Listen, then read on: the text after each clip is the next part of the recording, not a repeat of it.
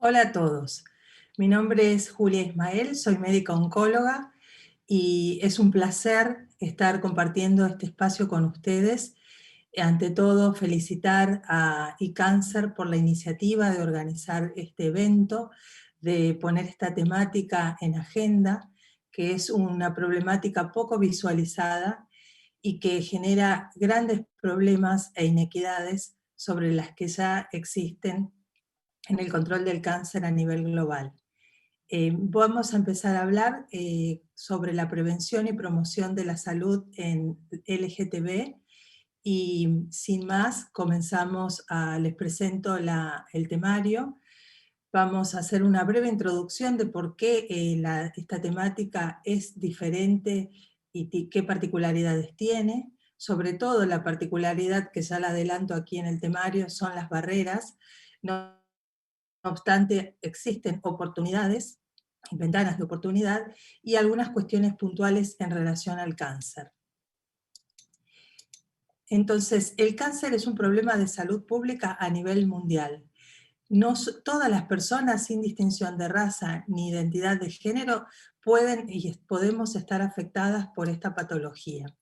Las poblaciones LGT, incluidas las QUEEN, tienen tasas más altas de cáncer colorectal, endometrio, pulmón, mama, piel, próstata, debido, no por características inherentes, personales o físicas, sino debidas a la mayor exposición a factores de riesgo que relacionan con el cáncer. Por ejemplo, el tabaquismo, mayor consumo de alcohol, el sobrepeso con obesidad y en algunas patologías la nuliparidad, es decir, no haber tenido hijos es un factor de riesgo. Las tasas de detección de cáncer en general son más bajas en esta población, sobre todo por dos grandes barreras: las barreras de acceso al sistema y la discriminación. Entonces, dentro de las barreras principales se pueden mencionar relacionadas al sistema sanitario, como les mencionaba, la discriminación, barreras económicas, temores, algunos mitos, y en algunos países también es una materia pendiente el tema de la legislación, perdón, la legislación para la protección de ellos. Entonces, acá, como vemos, el individuo se encuentra frente a un abismo con muchas barreras, donde ve en el otro extremo al resto de la población con otra situación, con mejores sistemas de cuidado en la salud en general.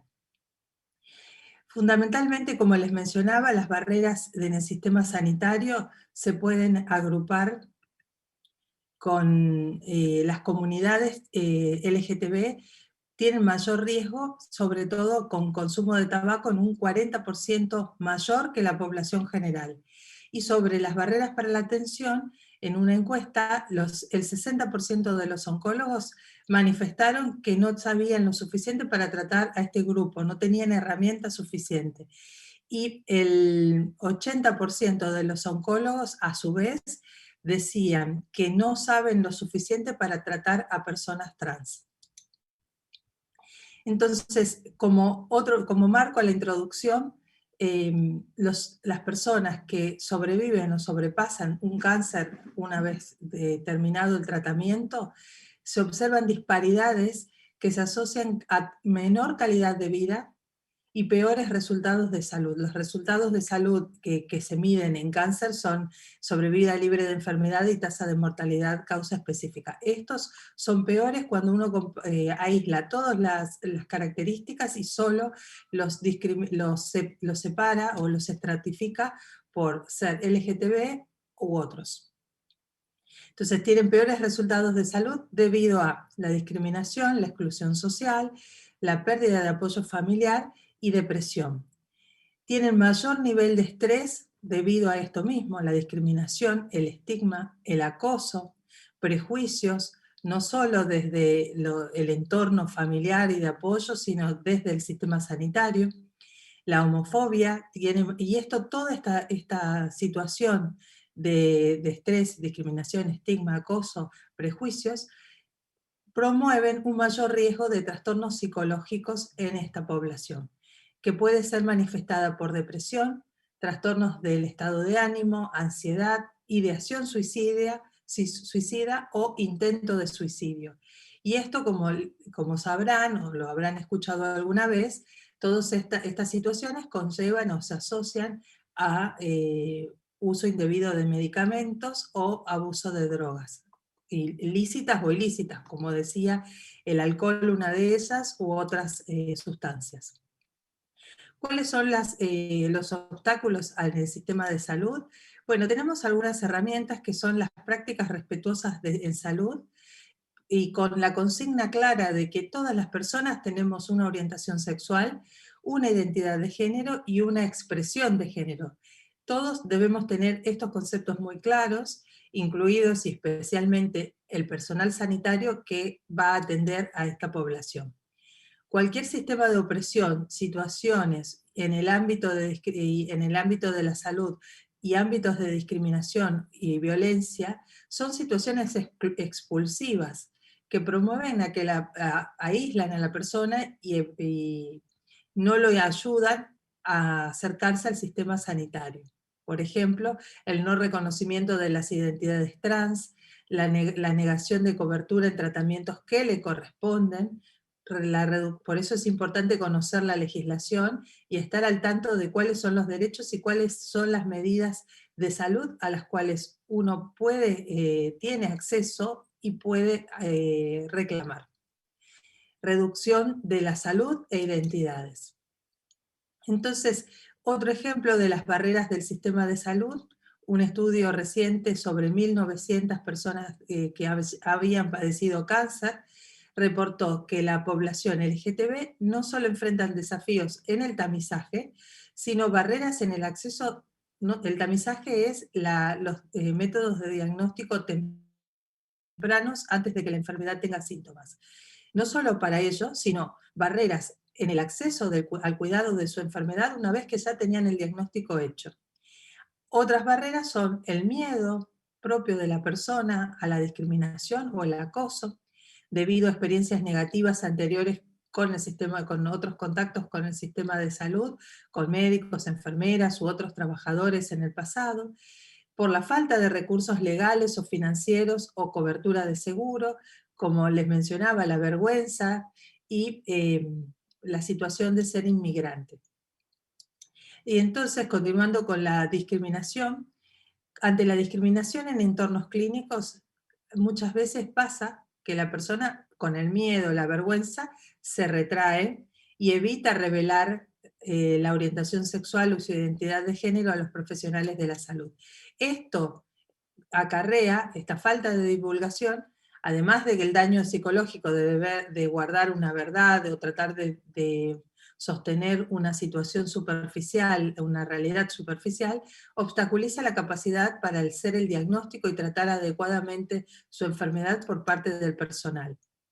Y la falta de acceso a profesionales de la salud capacitados, y hago hincapié en la palabra capacitados, para atender a esta población, es una gran barrera debida a la falta de conocimiento en la atención del cáncer en LGTB. Y ya hago un paréntesis y adelanto que no es que hay estrategias súper especiales para el tratamiento de la población LGTB. Solo se pide empatía y trato humano, humanizado, como con cualquier paciente que uno tenga enfrente con diagnóstico de cáncer. Entonces, ¿cuáles son algunas oportunidades de mejora, las alternativas?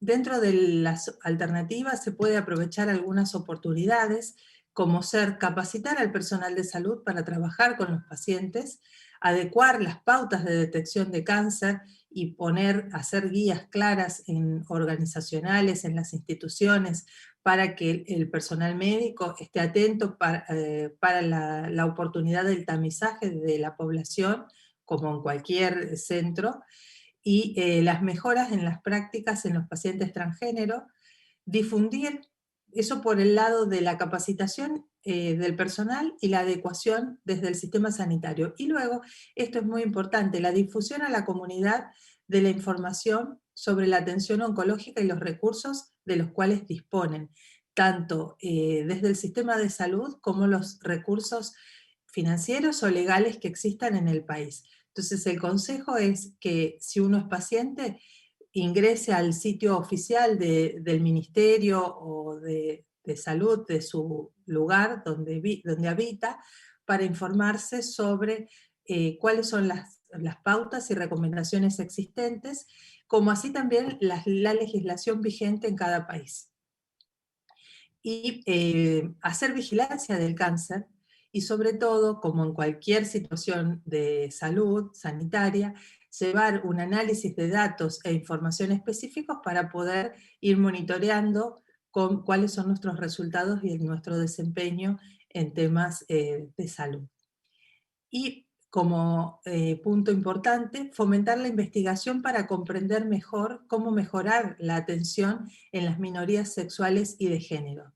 Es importante hacer hincapié que la investigación no es necesaria hacer la investigación sobre tratamientos, técnicas diagnósticas específicas, porque eso no difiere en la población, perdón, no difiere en ningún tipo en la población según la orientación sexual.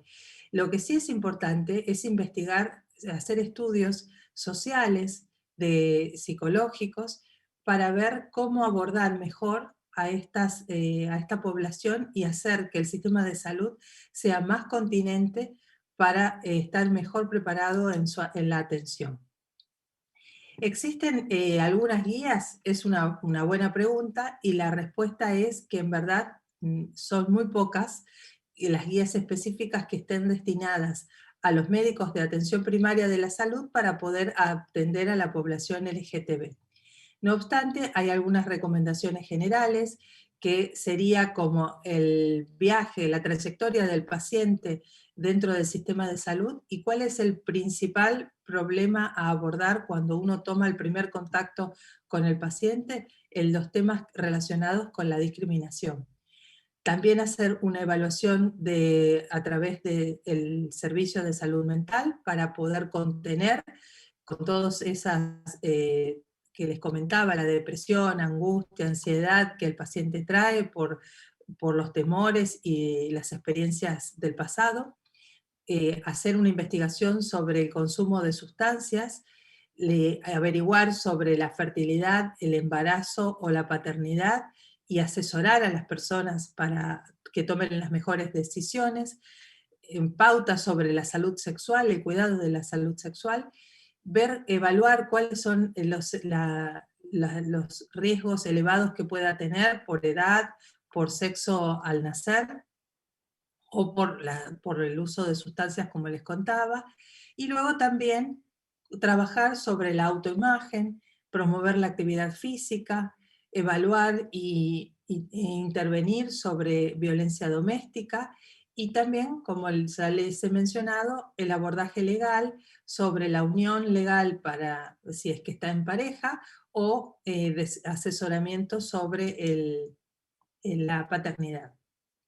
Entonces, para la diversidad tenemos ejes de trabajo que son los datos, a través de los cuales vamos a poder tomar mejores decisiones, y el sistema de salud, que debe estar lo mejor apropiadamente preparado para tratar y recibir a las personas LGTB.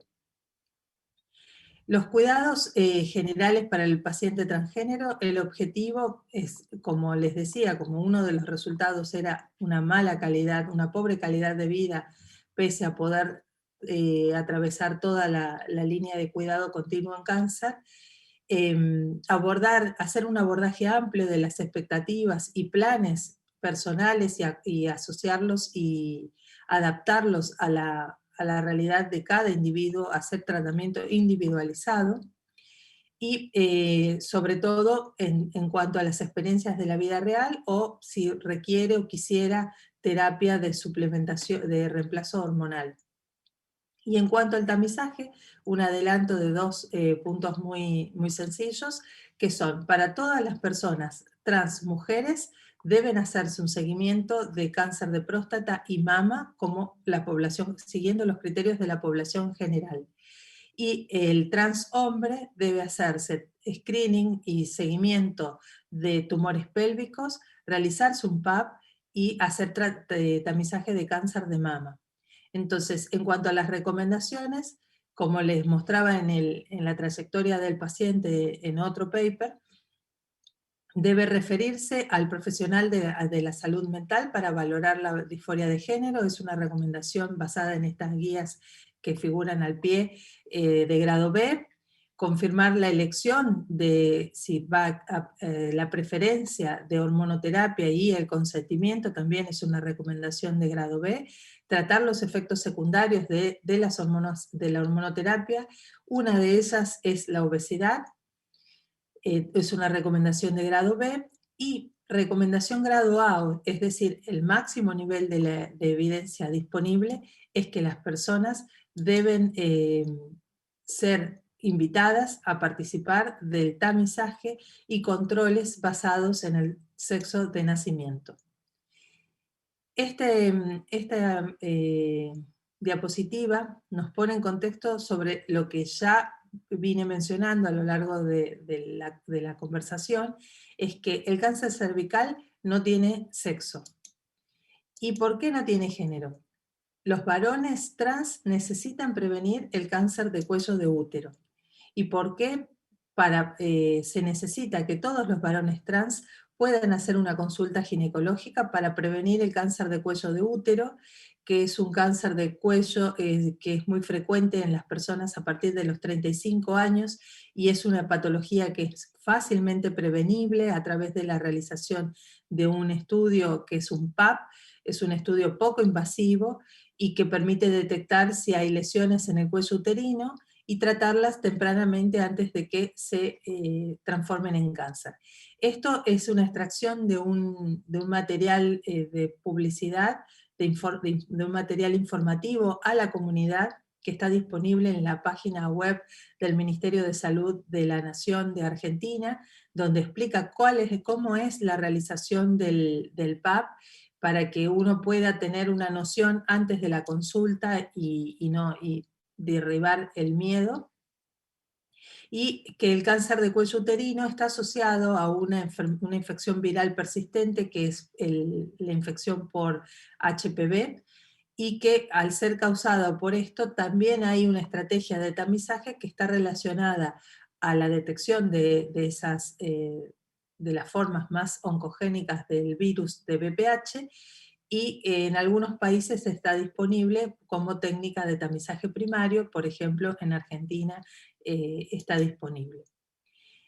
En esta encuesta se vio que casi el 40% de las mujeres LGB habían percibido que habían sido incorrectamente informadas sobre la pertinencia de realizar o no un tamizaje por cáncer cérvico-uterino.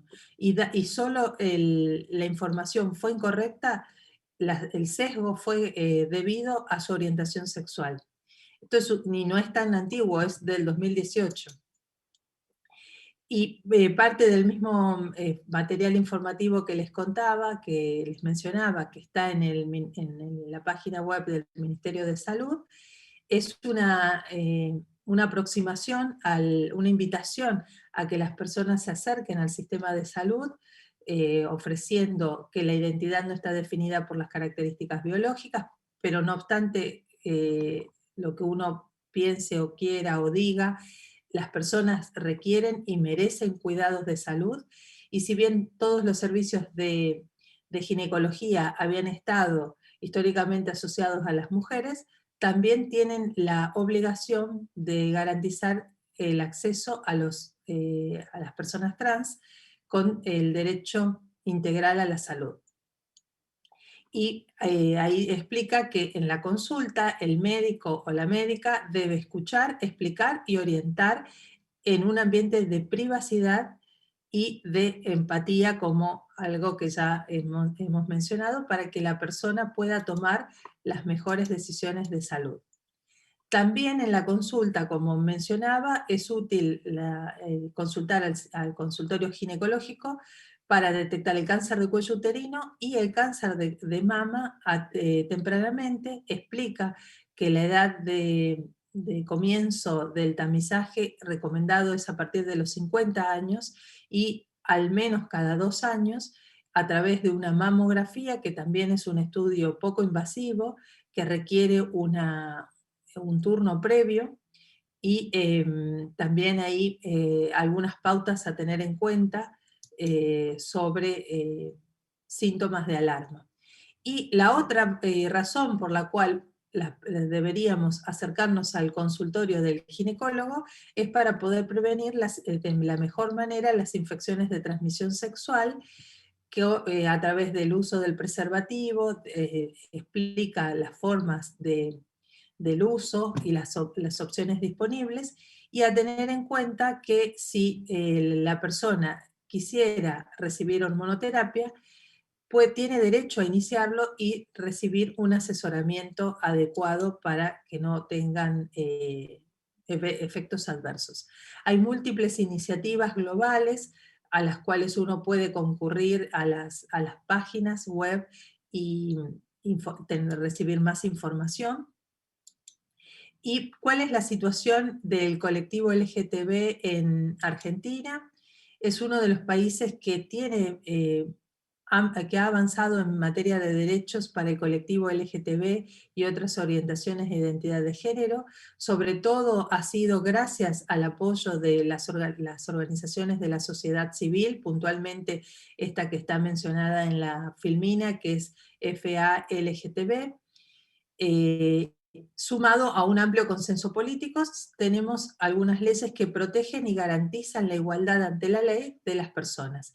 Y estas son la Ley de Educación Sexual Integral, la de Matrimonio Igualitario, la del acceso a la reproducción médicamente asistida, la despatologización de las identidades de género y orientaciones sexuales no cis heterosexuales por ley. Esta está relacionada a lo que se conmemoró ayer, 17 de mayo, que fue cuando la OMS retiró del DSM-4, lo retiró la diversidad de género como una patología psiquiátrica. Y otra ley es que hay un agravante por orientación sexual e identidad de género en delitos contra la integridad de las personas. Sin embargo, si bien estos avances son significativos, todavía hay mucho por hacer por delante, porque que haya una igualdad legal no garantiza una efectiva igualdad real, por lo que todavía el camino es largo por delante.